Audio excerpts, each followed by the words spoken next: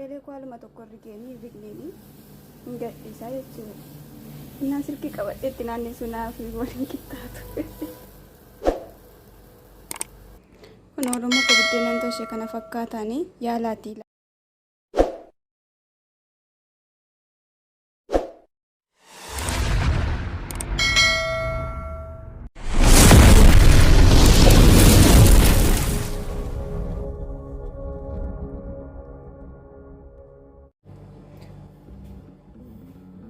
Ishoo maankaa kana tokko fi dhimma shanti godhadha. Maankaan kun guddaa sila ta'e jechuudha. Baay'eetis kana caalan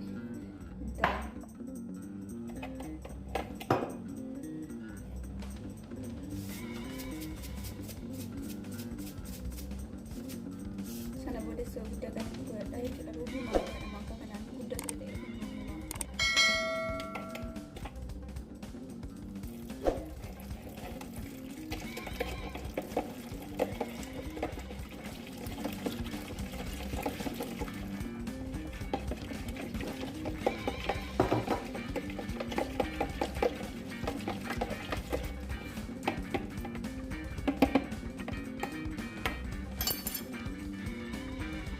Boleh dah aku makan je saya dia cari. Kita terusin pakai percobaan baru.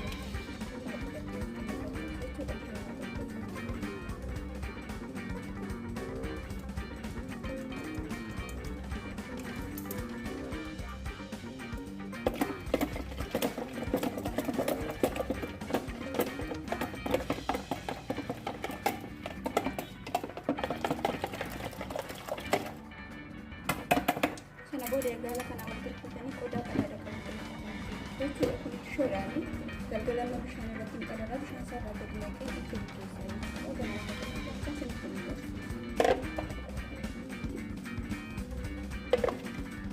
ini buku ala kan pada ada di kalau mau cewa nak bersama kita ada di sini jadi sudah nak sudah kita bersisani jadi saya nak bersama tapi awal itu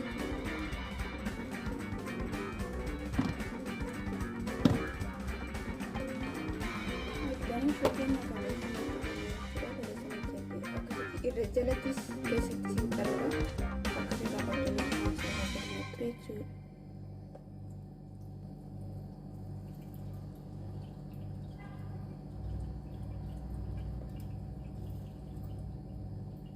bishaan sarara gadi naquunis kan barbaachisee fi dhandhama isaa akka hin balleessineef.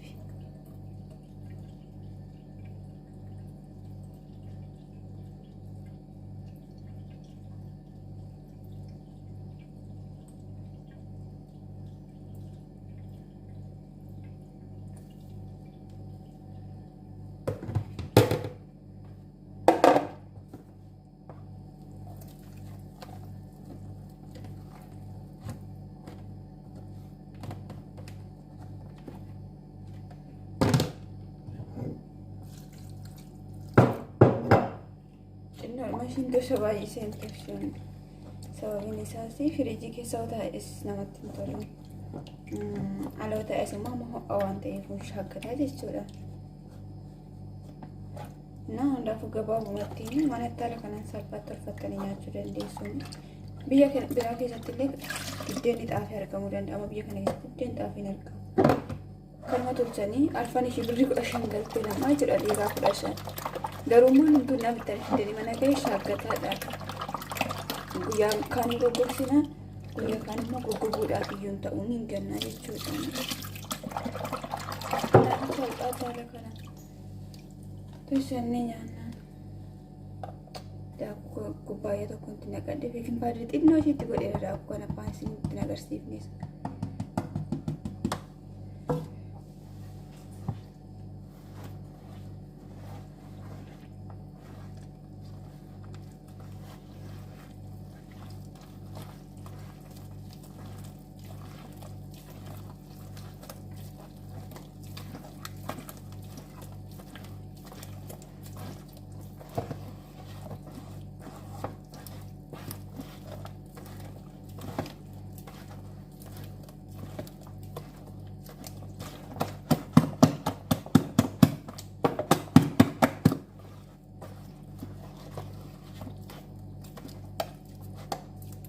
sukkuuman xiyyeera natti fudhata.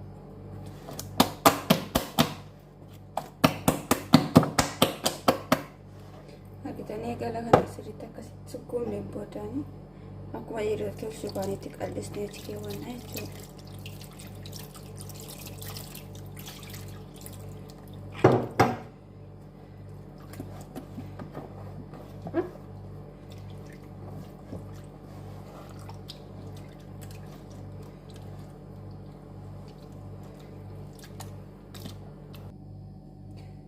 Haala kanaan qal'isee jechuudha. Amma xinnoo ishee baay'ee qal'atee jira. Sababiin ani baay'ee qal'iseefis immoo boodas bishaan xinnoo ishee irraan naqaa jechuudha. Irraan gad naqa.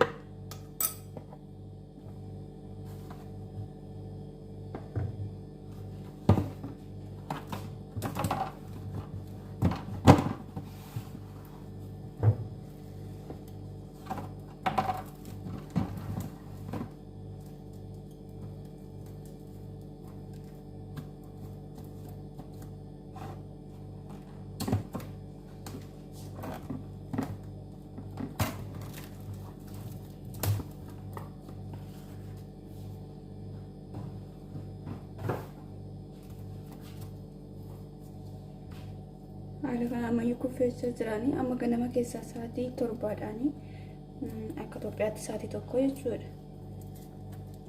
Yeroo sa'aatii tokko wayii immoo akka Itoophiyaatti sa'aatii torba sa'aatii 6 akkasumaan tolchaanii jechuudha. Amma kanayyuu turuu nan barbaachisu. Ho'a waan ta'eef iyyuu amma innoo sana walitti deebinaa jechuudhaan ilaaltuun biddeen akkamii akka ba'u siinii.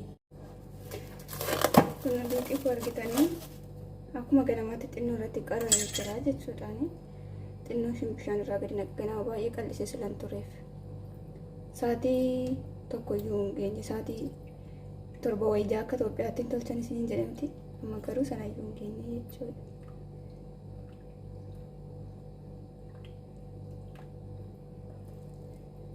Sana booda baay'isee irraa gadi naquu waliin makadha.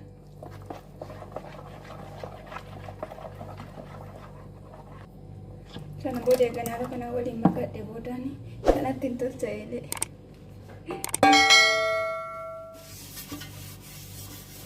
Sayidii xinnoo isheetiin hin xaragamne jechuudhaan sana booda hin baasa.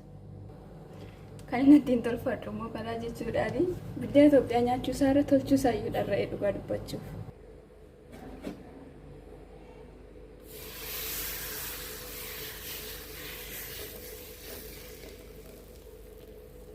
Sana booda haala kanaan tolchattu jechuudhaan kunis jammaraati. Innaan irraa baasu isinitti agarsiisu natti toluu dide jechuudha.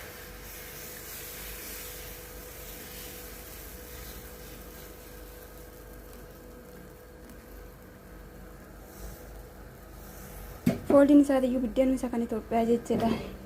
Xaafiidhuma xaafii jedhama. Abeet mo'aa miilaan deeme bara kana.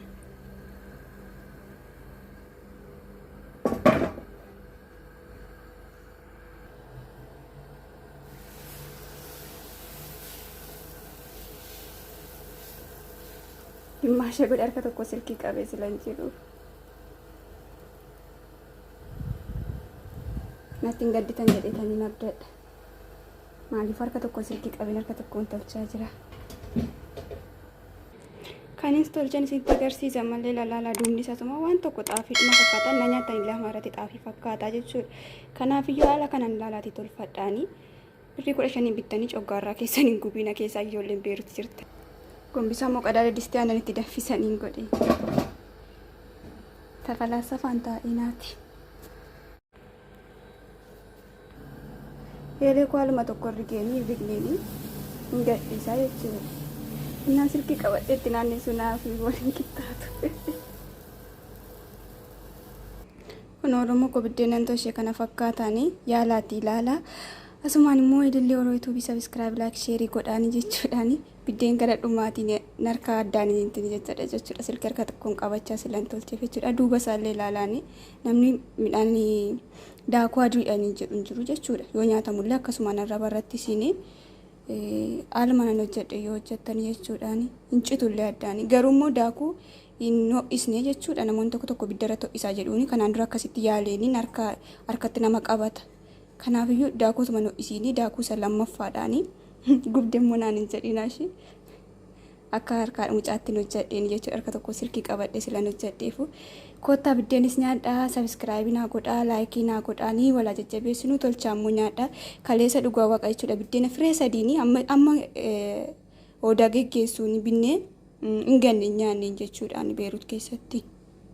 Shaaggatee wal qabate jechuudha dirqoosha gochuuf illee ta'uuni ijoollee Beerut keessa xaafiin galuuni amma argetti kanuma tolchanii isayyuu waan xixiqqoo tokko jechuudha akkasitti illee miti jechuudha gurguru duraan birrii 10 tureeni birrii 2 irraa ka'ee as ga'e garuu amma birrii 15 galee siriittu jechuudha inni akkasiin isiniin jedhaanii yaalaati ilaalaa dhugaa baay'ee mi'aanii jechuudha haala kanaan hojjettanii jennaanii yaalaa suma sabiskiraayibii naa godhaa dhugaatii isiniif haa ta'u kan gubate kana immoo ilaalinaashii turtii gaarii